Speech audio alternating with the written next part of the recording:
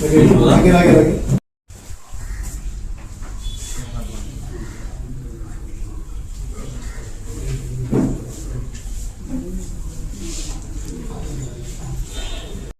ಯಾರೋ ಆಟ ಆಡ್ತಾ ಏನೋ ಕಲ್ಲು ಎಸೆದಿದ್ದಾರೆ.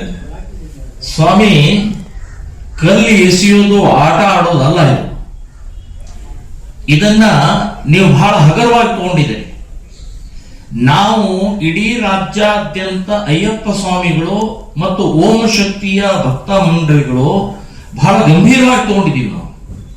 ಇದು ಕಲ್ಲು ಅಯ್ಯಪ್ಪ ಸ್ವಾಮಿ ಮತ್ತು ಓಂ ಶಕ್ತಿಯ ಮೇಲೆ ಎಸೆದದ್ದಲ್ಲ. ಇದು ಹಿಂದೂ ದೇವತೆಗಳ ಮೇಲೆ ಎಸೆದಿದ್ದು, ಹಿಂದೂ ಧರ್ಮದ ಮೇಲೆ ಎಸೆದಂತ ಕಲ್ಲಿದು. ನಾಸ್ತಿಕವಾದಿಗಳಿದ್ದಾರೆ, ಅಲ್ಲ ಒಬ್ಬನೇ ದೇವರು, ಉಳಿದವರು ಯಾರೂ ದೇವರು ಇರಬಾರದು ಅನ್ನುವಂಥ ಮಾನಸಿಕತೆ ಇರುವಂತವರಿಂದ ಹಲ್ಲೆ ಆಗಿದೆ. ಬರೇ ಇದು ಒಂದೇ ಅಲ್ಲ, ಅನೇಕ ಘಟನೆಗಳು ಇಲ್ಲಿ ತನಕ ನಡ್ಕೊಂಡು ಬಂದಿದ್ದಾರೆ. ಜಮೀರ್ ಅಹ್ಮದ್ ಅವರೇ, ನಿಮ್ಮ ಕ್ಷೇತ್ರ ತಾಲಿಬಾನ್ ಆಗ್ತಾ ಇದೆ, ಪಾಕಿಸ್ತಾನ ಆಗ್ತಾ ಇದೆ, ಬಾಂಗ್ಲಾದೇಶ ಆಗ್ತಾ ಇದೆ. ಅಲ್ಲಿ ಹಿಂದೂಗಳು ಹೇಗೆ ಬದುಕ್ತಾ ಇದ್ದಾರೆ ಅದೇ ಮಾದರಿಯಲ್ಲಿ ಚಾಮರಾಜ ಕ್ಷೇತ್ರದಲ್ಲಿ ಇವತ್ತು ಹಿಂದೂಗಳು ಭಯಗ್ರಸ್ತರಾಗಿ ಬದುಕ್ತಾ ಇದ್ದಾರೆ. ಮೆರವಣಿಗೆ ಮಾಡೋಂಗಿಲ್ಲ, ದೇವಸ್ಥಾನಕ್ಕೆ ಹೋಗಂಗಿಲ್ಲ, ಶಾಲೆ ಕಾಲೇಜ್ ಹೋಗಂಗಿಲ್ಲ, ಪೇಟೆಗೆ ಹೋಗಂಗಿಲ್ಲ. ಯಾವ ಬೇಕಾದವ ಕಲ್ಲೆಸಿತಾರೆ, ಎಲ್ಲಿ ಬೇಕಾದಲ್ಲಿ ಗಾಂಜಾ ಮಾರಾಟ. ದೇವಸ್ಥಾನ ಪಕ್ಕದಲ್ಲೇ ಮುಜರಾಯಿ ದೇವಸ್ಥಾನದ, ಅರುಣಾಚಲಂ ದೇವಸ್ಥಾನದ ಪಕ್ಕದಲ್ಲೇ ಮಾಂಸದ ಅಂಗಡಿ ಇದೆ. ಮುಜರಾಯಿ ದೇವಸ್ಥಾನದ ನಿಯಮದ ಪ್ರಕಾರ 100 ಮೀಟರ್ ಅಂತರದಲ್ಲಿ ಮಾಂಸ ಮತ್ತು ಮದ್ಯ ಮಾರಾಟ ಮಾಡೋಂಗಿಲ್ಲ. ಸೊ ಅಲ್ಲಿ ಪಕ್ಕದಲ್ಲೇ ಇದೆ. ಅದನ್ಯಾಕೆ ಸಚಿವರಿಗೆ ಗಮನಕ್ಕೆ ಬಂದಿಲ್ಲ? ನಾವಿಲ್ಲೆಲ್ಲ ಅಣ್ಣ ತಮ್ಮಂದ್ರ ತರ ಇದ್ದೀವಿ. ಏನ್ ಅಣ್ಣ ತಮ್ಮ? ಎಲ್ಲಿ ಅಣ್ಣ ತಮ್ಮ? ಎಲ್ಲಿ? ಈ ಸ್ವಲ್ಪ ತಿಂಗಳ ಹಿಂದೆ ಒಂದು ಹಸುವಿನ ಕೆಚ್ಚಲವನ್ನು ಕೊಯ್ದರಲ್ರಿ, ಎಂಥ ರಾಕ್ಷಸರು!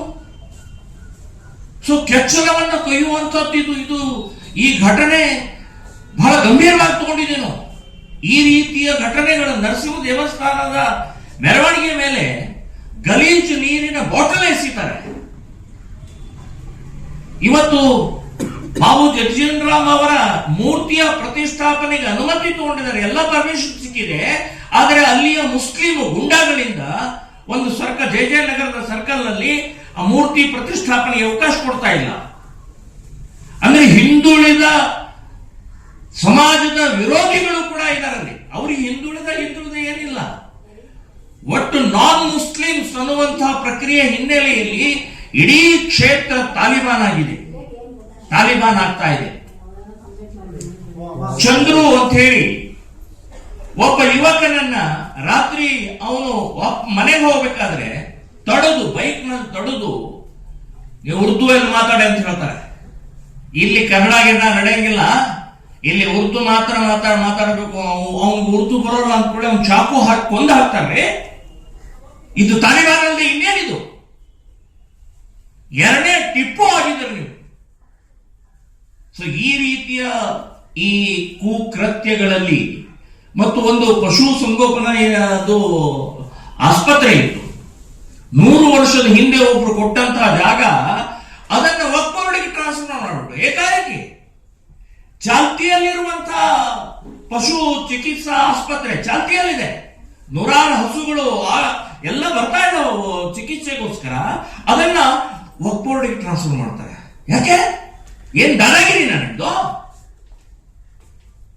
ಅದೇ ನಾವು ಹೋರಾಟ ಮಾಡಿ ಕೋರ್ಟ್ನಿಂದ ಕೊನೆಗೆ ರದ್ದು ಮಾಡಿಸಿದೀವಿ ನಾವು.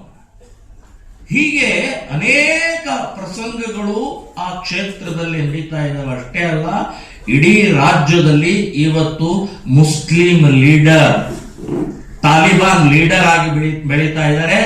ಇದರ ವಿರುದ್ಧ ಇದೇ ತಿಂಗಳು 25ನೇ ತಾರೀಕು ಭಾನುವಾರ ಬೆಳಗ್ಗೆ 11 ಗಂಟೆಗೆ ಫ್ರೀಡಂ ಪಾರ್ಕ್ ನಲ್ಲಿ ಪ್ರತಿಭಟನೆ ಇದೆ. ಇದು ಪ್ರಾರಂಭ ಇದೆ. ಇನ್ನು ಮುಂದಿನ ದಿನಗಳಲ್ಲಿ ಈ ರೀತಿಯ ಕಲ್ಲು, ಈ ರೀತಿಯ ಬಾಟಲ್ಗಳು, ಈ ರೀತಿಯ ಏನೇನು ಅನಾಚಾರಗಳು ಹಿಂದೂ ವಿರೋಧಿಗಳು ನಡೆದ್ರೆ ಮನೆ ಹೊಕ್ಕು ಹೊಡಿಬೇಕಾಗತ್ತೆ ಅಂತ ಎಚ್ಚರಿಕೆ ಕೊಡ್ತಾ ಇದೆ. ಆ ಮಹಿಳೆಯ ತಂದೆ ಬಂದಿದ್ದಾರೆ, ಆ ಹುಡುಗಿ ತಂದೆ ಬಂದಿದ್ದಾರೆ, ಹಾರಿಕಾ ಅಂತನ್ನುವಂತ ಒಂದು ಬಿಕಾಂ ಫೈನಲ್ ಓದುವಂತ ಹುಡುಗಿರಿ. ಅವಳು 8 ವರ್ಷದಿಂದ ಓಂ ಶಕ್ತಿ ಅಯ್ಯಪ್ಪ ಮಾಲಾಧಾರಿ ಹಾಕೊಂಡು ಹೋಗ್ತಾ ಇರುವಂತ ಕಲ್ಲು ಎಸೆದ್ರೆ ತಲೆಗೆ ಇನ್ನೂ ಸುಧಾರಿಸಿಲ್ಲ ಅವಳು. ಇನ್ನೂ ಆ ಭಯದಿಂದ ಹೊರಗೆ ಬಂದಿಲ್ಲ, ಕಾಲೇಜ್ಗೆ ಹೋಗಕ್ ಆಗ್ತಾ ಇಲ್ಲ. ಸೊ ಅಂಥ ಭಯದ ವಾತಾವರಣ ಸೃಷ್ಟಿ ಮಾಡ್ತಾ ಇರುವಂತಹ ಚಾಮರಾಜಪೇಟೆಯ ಆ ಕ್ಷೇತ್ರವನ್ನ ಭಯಮುಕ್ತ, ಹಿಂದೂ ದಾಳಿ ಮುಕ್ತ, ಗೋಹತ್ಯಾ ಮುಕ್ತ, ಲವ್ ಜಿಹಾದ್ ಮುಕ್ತ ಆ ಕ್ಷೇತ್ರವನ್ನ ಮಾಡೋದಂತ ನಾವು ನಿರ್ಧಾರ ಮಾಡಿದ್ದೀವಿ.